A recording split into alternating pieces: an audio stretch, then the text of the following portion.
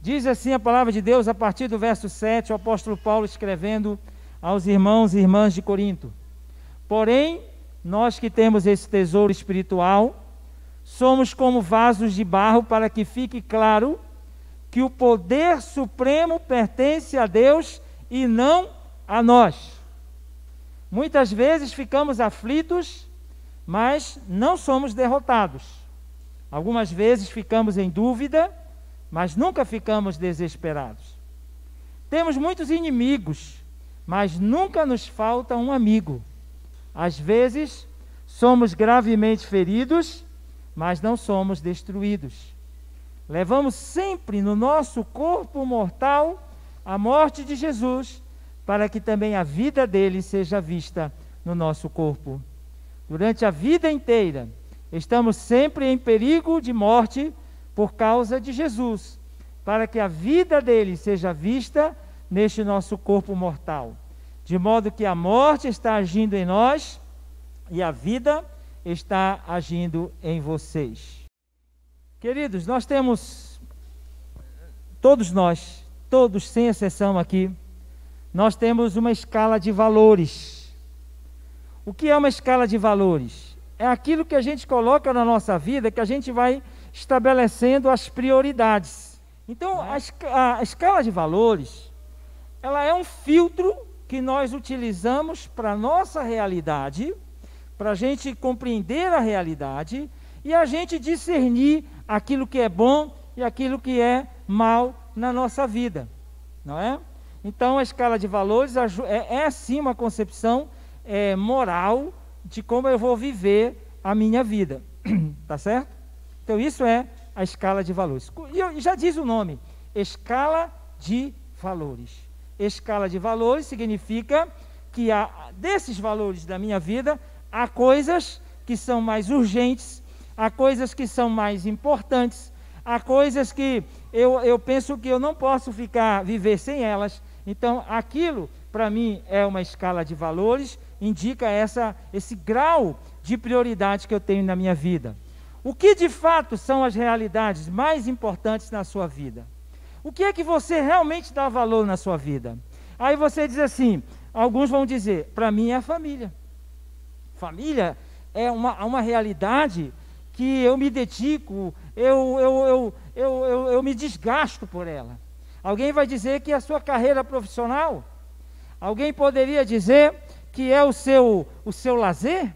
Então, o que é que eu estou dando mais importância na minha vida? Deixa eu dizer uma coisa para você, meu irmão, minha irmã. Nós adoecemos muitas vezes no nosso emocional, na nossa vida. Sabe por quê? Porque às vezes nós não damos valor para aquelas coisas mais essenciais. Às vezes nós estamos adoecendo emocionalmente porque o nosso foco tem sido em coisas que não são as mais importantes. No texto de hoje, de 2 Coríntios, Paulo toca uma coisa, uma expressão, uma imagem que é essencial. Ele fala de tesouro. Paulo fala de tesouro. E esse tesouro, nessa mensagem, nesse recorte que a gente fez do texto, que Paulo está falando, ele está dizendo, se você quer saber, quer viver a partir do fundamento, do que é essencial na sua vida, olhe para o tesouro. Porque na sua vida tem um tesouro.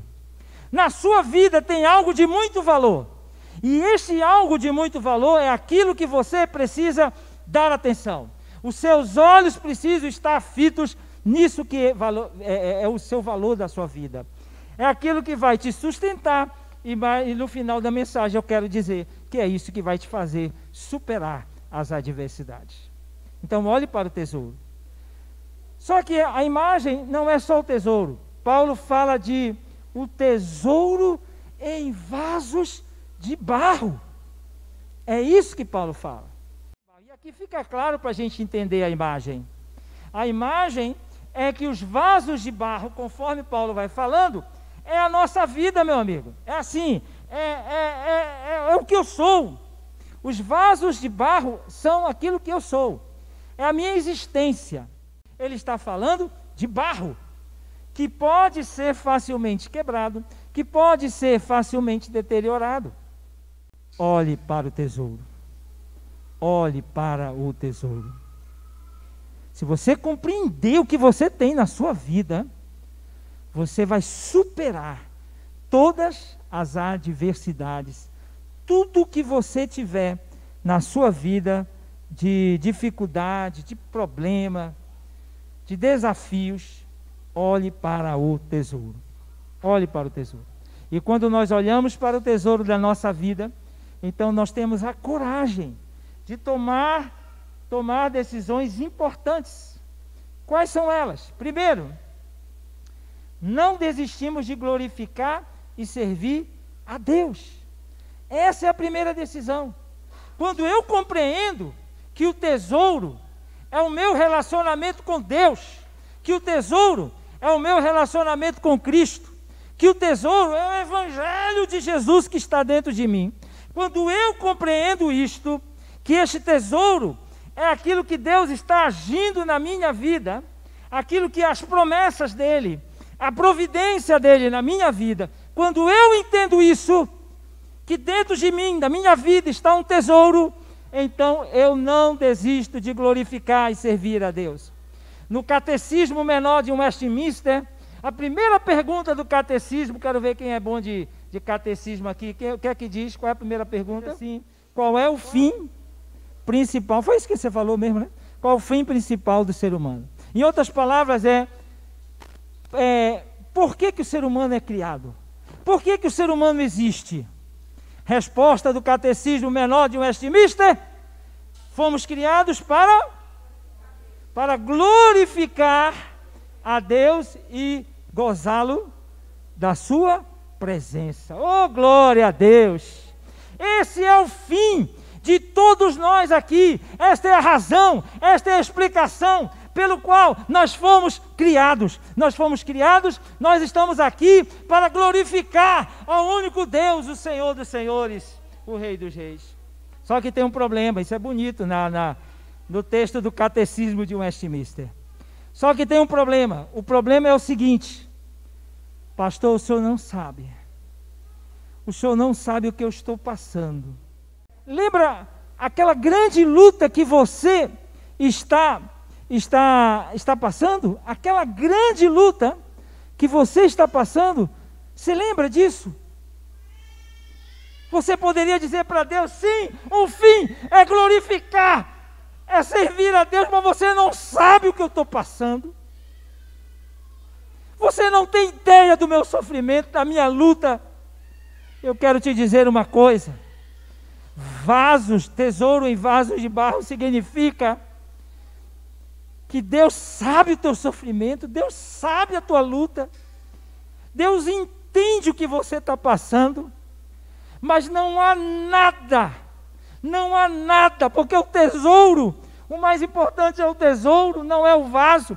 E o vaso, ele tem valor quando ele está segurando no tesouro, quando ele está fundamentado no tesouro. E se eu estou fixo no tesouro, que é a presença de Jesus, de Deus na minha vida, então as demais coisas, o vaso, ele está bem protegido. O vaso, ele está cuidado enquanto o tesouro está lá dentro do vaso. Isto significa que os planos de Deus, aquilo que Deus quer fazer através da tua vida, nesta igreja, neste planeta, neste mundo, neste continente, significa que nada pode impedir os planos do Senhor, meu irmão, minha irmã. Não há nenhuma realidade que possa dizer: vamos dar uma pausa no objetivo da minha vida, que é glorificar e servir a Deus. Esta é a decisão.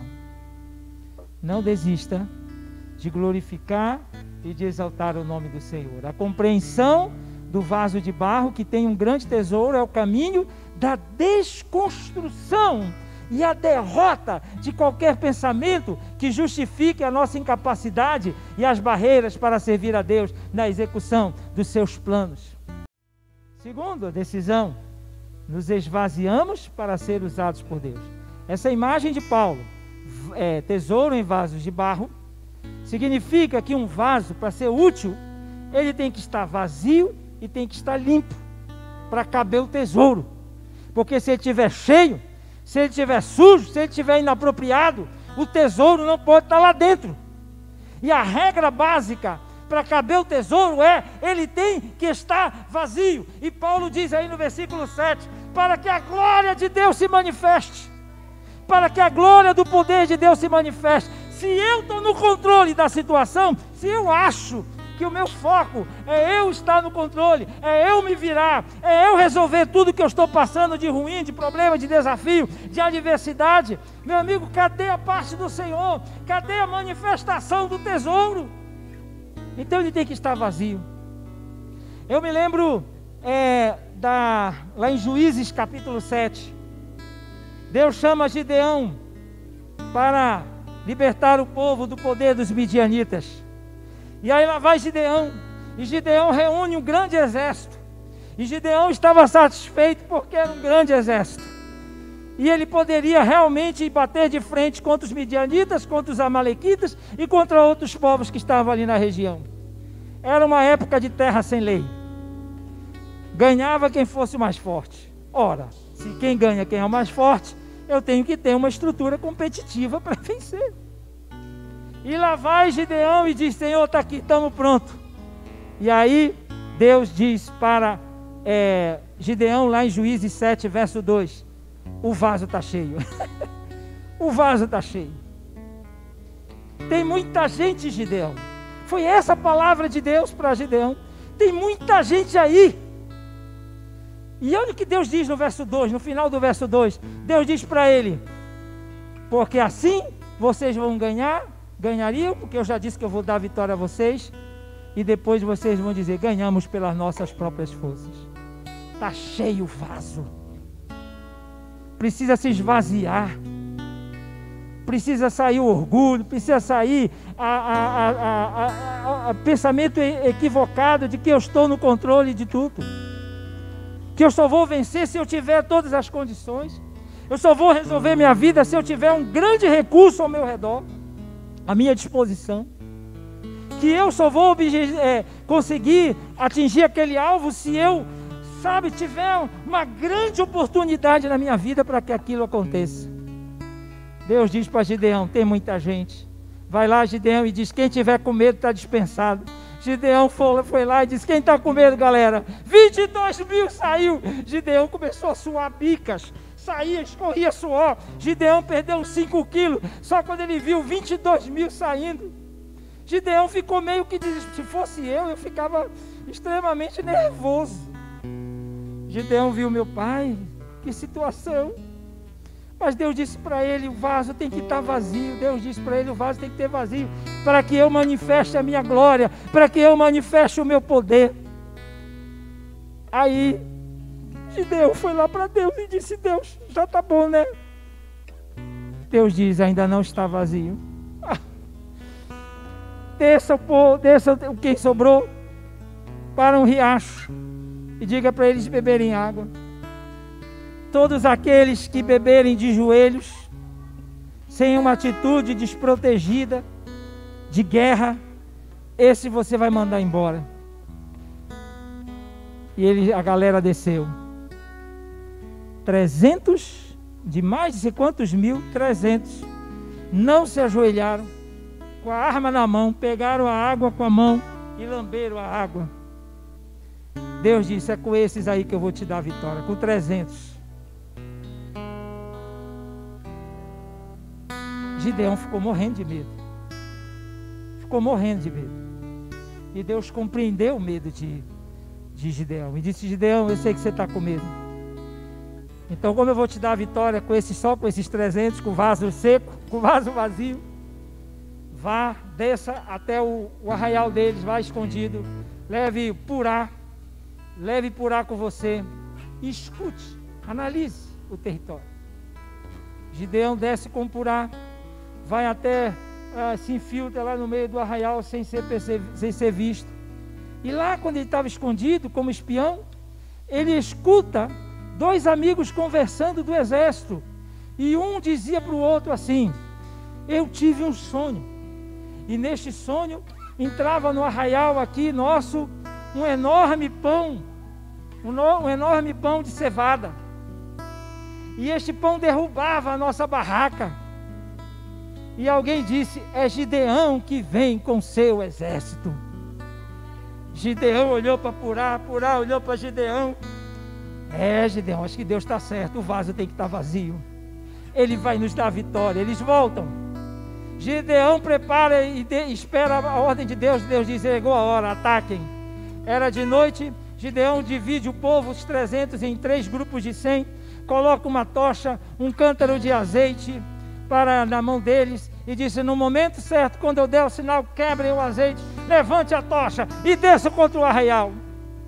E naquele momento, quando Gideão dá o sinal, o povo se desembarata todo. Há um terror, há um pavor lá dos amalequitas, dos midianitas. Eles saem apavorados e Deus dá uma grande vitória para Israel. O vaso tem que estar vazio para que manifeste a graça e a bondade de Deus. Terceiro, para encerrar, não desistimos de abençoar a vida das outras pessoas. Tesouro em vasos de barro, às vezes pega-se o vaso e sacode. Na vida, às vezes está tudo bonitinho. E às vezes Deus pega o vaso, e não é maldade de Deus não. Não é um ato masoquista de Deus, Ele balança o vaso. São momentos atribulados da nossa vida. E sabe o que é que acontece? Agora a gente vai se acabar. Não! Paulo está dizendo que nesses momentos de tribulação, cai tesouro! Cai tesouro do vaso! Ai, deixa eu segurar o tesouro. Não! É para abençoar outras pessoas. A sua luta, a sua tribulação, não é para ser vivida na dimensão só, é a minha luta. Quando está no momento de aflição, quando você está no momento de adversidade, o Senhor está abençoando outras vidas quando você é fiel. Quando você está olhando para o tesouro, quando você está firme na presença do Senhor, quando a providência do Senhor vier, este testemunho vai abençoar, vai edificar, vai transformar a vida de outras pessoas. Diante dessas contradições, melhor dizendo, da nossa vida, então, é confiar no Senhor que faz a gente superar as adversidades da vida. Deus te chama nessa manhã para ser um testemunho vivo do poder de Deus. Quando você olha para o tesouro, meu irmão, diante da luta que você está passando, das aflições, do aperto do coração, diante dos momentos indecisivos que você está, o medo, a insegurança, olhe para o tesouro. Deus é fiel. Deus está cuidando de ti e vai cuidar sempre de ti. Nenhum plano do Senhor será interrompido na tua vida.